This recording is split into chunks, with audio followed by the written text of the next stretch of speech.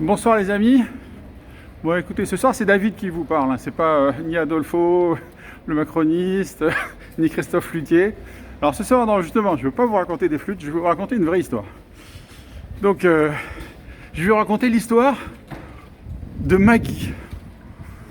Alors c'est qui Maggie? Maggie, alors est-ce que vous connaissez l'histoire de Laika, le premier chien qui est allé dans l'espace? Non, alors là je vais vous raconter l'histoire du premier chien qui a voté à une élection. Alors c'est le chien Maggie, plutôt c'est une chienne.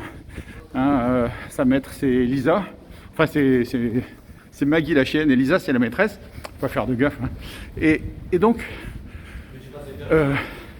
alors je raconte l'histoire. Donc, Elisa, c'est une étudiante dans une école de police aux États-Unis, dans une université spécialisée. Enfin bref. Et son chien, c'est ce qu'on appelle un service dog. Un service dog, c'est-à-dire un chien d'assistance. Et là, je me promène en même temps. Là, je suis dans le marais. Là, je cherche un sandwich. Voilà, son chien, c'est un service dog. C'est un chien d'assistance. Comme ça peut servir comme chien d'aveugle ou pour les handicapés. Peut-être pour détecter de la drogue. Je sais pas. Elle n'a pas donné les détails. Hein. C'est un chien d'assistance. Voilà. Et donc, pour pouvoir rentrer à l'université avec son chien, elle est obligée de l'inscrire. Parce qu'en fait, il faut une espèce de badge pour rentrer sortir de l'université. Donc, son chien, il a un numéro de sécurité sociale. Il a un nom, un prénom. Alors, Maggie, je ne me rappelle plus son nom de famille, mais Maggie quelque chose, Seychelles. Hein. Et bref.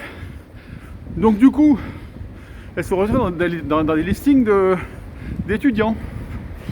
Et il se trouve que la bande à Biden, hein, Robinette, qu'est-ce qu'ils ont fait? Ils ont récupéré des listings d'étudiants un peu au pif comme ça et ils les ont fait voter par correspondance.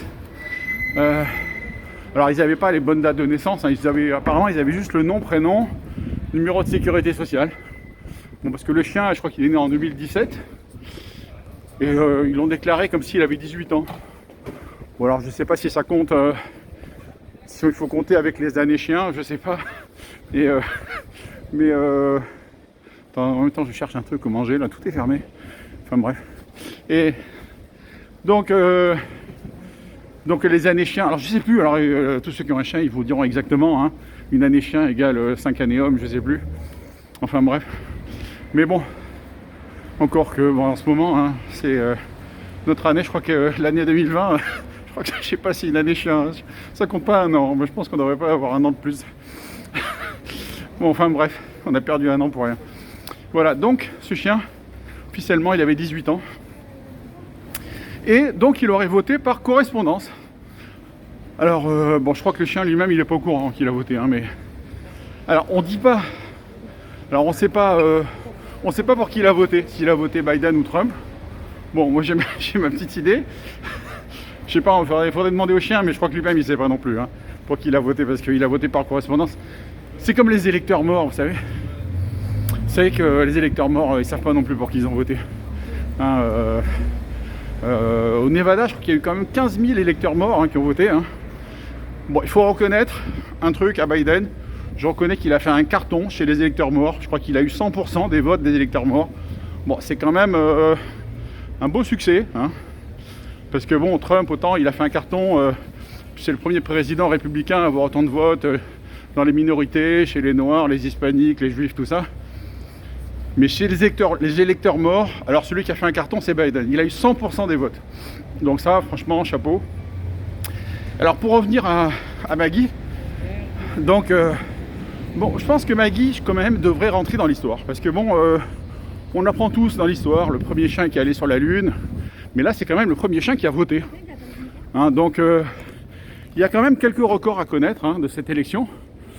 Il y a un autre record qui peut être intéressant. Ça peut être l'électeur le plus âgé qui a voté. Parce qu'il y a des électeurs, bon, qui avaient 100 ans, on ne sait pas, ils sont morts, ils sont pas morts. Il faut vérifier, il faut les appeler. Mais alors après, quand ça monte à 150 ans, 200 ans... Il y en a un qui est né en, je crois, 1720. Le gars, il a 300 ans. Alors, soit il est mort, soit c'est un vampire. Après, je sais pas, hein, parce que bon, vu que Déjà, les électeurs morts, ils votent pour Biden. Alors, est-ce que les vampires, ils votent Biden? Ça, je sais pas. Enfin, bref. Non, mais bon.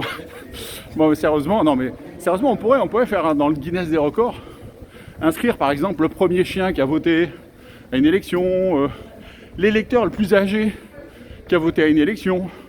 Ça peut être comme ça des records, hein, parce que bon, moi je pense que franchement l'équipe Biden, là, il mérite une médaille d'or de la fraude électorale, hein, parce que franchement, ils ont battu, ils ont éclaté tout le monde, hein. Hein, les Hugo Chavez, les élections en Afrique et tout ça, là-bas, bah, les fraudeurs, bah, c'est des petits joueurs. C'est des petits joueurs, franchement, ils ont jamais fait, ils ont jamais réussi à faire voter un chien, quand même.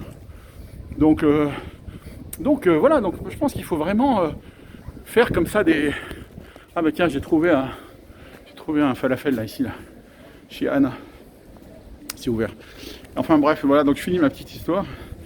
Et donc voilà, c'était juste pour dire que il faut que Maggie rentre dans l'histoire, moi je pense. Et puis il faut rentrer dans l'histoire, comme ça les records, le premier chien qui a voté. Alors peut-être qu'un jour on aura le premier chat qui a voté. Alors après, bon, il faut mettre la barre de plus en plus haut, hein. Après ça sera le prochain, je veux dire, le prochain fraudeur, s'il veut rentrer dans l'histoire, il faut qu'il arrive à faire voter un chien mort, par exemple, tu vois, pour arriver à rentrer dans le Guinness des records, quoi. Tu vois, c'est toujours la barre de plus en plus haut, tu vois. Enfin bref, voilà, quoi. Et puis puis les taux de participation aussi, c'est pas mal, hein. Dans certaines villes démocrates, ils ont réussi à avoir des taux de participation à 150%, 300%, 400%. Dans une ville, c'est monté jusqu'à 780%, quoi. C'est-à-dire, les gars, en moyenne, ils ont voté 7,8 fois. Alors, franchement, ça aussi, ça devrait être dans le record, quoi. Celui qui a voté le plus au monde. Enfin, par exemple, on pourrait se vanter, dire, moi, j'ai voté 10 fois. Non, mais, bon, ok, d'accord, c'est une fraude, mais ça doit quand même rester dans l'histoire, quoi. Il faudrait quand même l'enregistrer, quoi. Le gars qui a voté le plus au monde. Bon, souvent il le sait pas lui-même, hein, mais bon, quand même, ça serait intéressant pour l'histoire, quoi. Bon allez les amis, je vous laisse, je vais aller me prendre un petit falafel. Et puis la prochaine fois, on essaiera de reprendre les sketchs avec Christophe Luthier et Adolfo le macroniste. Mais ce soir, c'était une vraie histoire que je vais vous raconter, hein. C'est pour ça, c'est David qui vous l'a raconté. Allez, salut!